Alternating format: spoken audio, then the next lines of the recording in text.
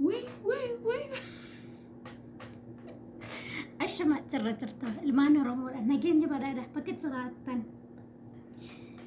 asuma warri maatii kiyyaa hin ta'in akka maatii kiyyaa naadatan kabajaaf jalalaan isin gaafadha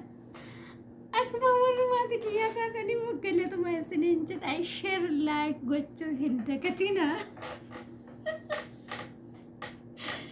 arra oduu baay'ee nama kofalsiisu gadduufis akkatti gaddinu dhabne gammachuufis ilmaan Oromoodha nuun gammachiisu way akkama taanu mee akkama taana ani sinumaan gaafadha mee akkam taana gammaduuf nuun gammachiisu gadduuf nuun gaddisiisu maaliif siniin gaddisiisne jettanii oduu ajaa'ibaa way micatti bareeddu Jamila poolisii humna addaa Oromiyaa gootitti badhaadhina gootittiin bilisiginnaa dheengadda gaafa isheen suuraa kaate daangaa Amaaraarra Tigraayin gasha jettee gaafa isheen xiyyiqawwitti qawwee shakilaashii ishee wal of dura qabattee dhaabbattu itti muddiya goota keenya ya leenca keenya hey jedha warri bilisiginnaadha isheen yoo daangaa Amaaraarra Tigraayin gashuuf deemte arra harkatti gara qirxum way Tigraay qurxum goota qabattee micatti bareeddu sana Jamilaa jedhamti qabatanii duutee fi jirtu isheellee hin beekamu garuu suuraan sun ishee hin fakkaatu namni hedduun isheedha jedhaani maal jette akka booji'amteen rakkina hedduu keessa jira gaazaan booji'an rakkina hedduu keessa jira akkuma gara maatii kiyyaatti deebi'ee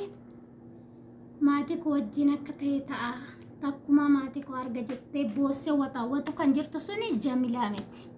garuu namni biraan Jamilaadha jedhaa jira sun kan duraan booji'amte Jamilaan duutiif jirtu isheetu hammaan haddaan hin baane garuu kan ishee duukaa deeman kan booji'amanii kan du'ani du'a sareenyaatti halatti sinii galaani gootan jedhaman kanaa booddee gaafa loluuf deeman goota bilisiginnaa turan har'a garuu warra bilisiginnaa sin hin beeknu mootummaa yoo itti kee kun waakkate kan keenya miti jedhe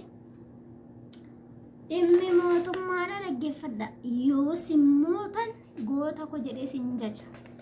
yoo simmoomuu dhabdan gaafa sin booji'amtan sin hin beeku sin hin jedha kana gaa bareeddittiin Jamiltittiin gootittiin bilisiginnaa wayyaaniin qacabu goota harkatti gashatte akka barbaade gochuu dandeessi mirga qabdi fedhan qeerroon Tigraayitti taphachuu fedhan rasaasaa namaa fedhan tumuu fedhan akka barbaadan godhachuu mirga isaaniitti harka bilisiginnaati baate Jamilaan kan Tigraay taate otoo akka seerumaa illee yaa rabbi maaluma jenne kan bara ijoolleen rakkannee gidduutti Oromummaan nu dhibdi gadduufillee garatti gaddinu gammaduufillee garatti gammanu akkuma taanu dhala maaliif akka taanu dhabne seetanii ilmi Oromoo mirga goraatu jennuun kan mirgaan lolu kan dhugaaf lolu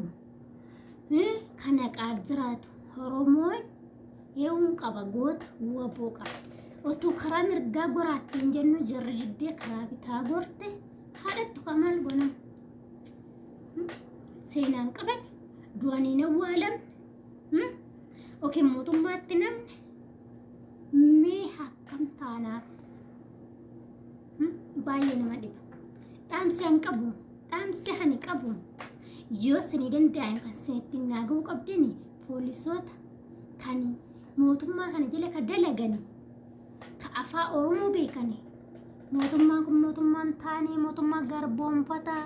yoo simmoo amtan sinin beeku sinin jedha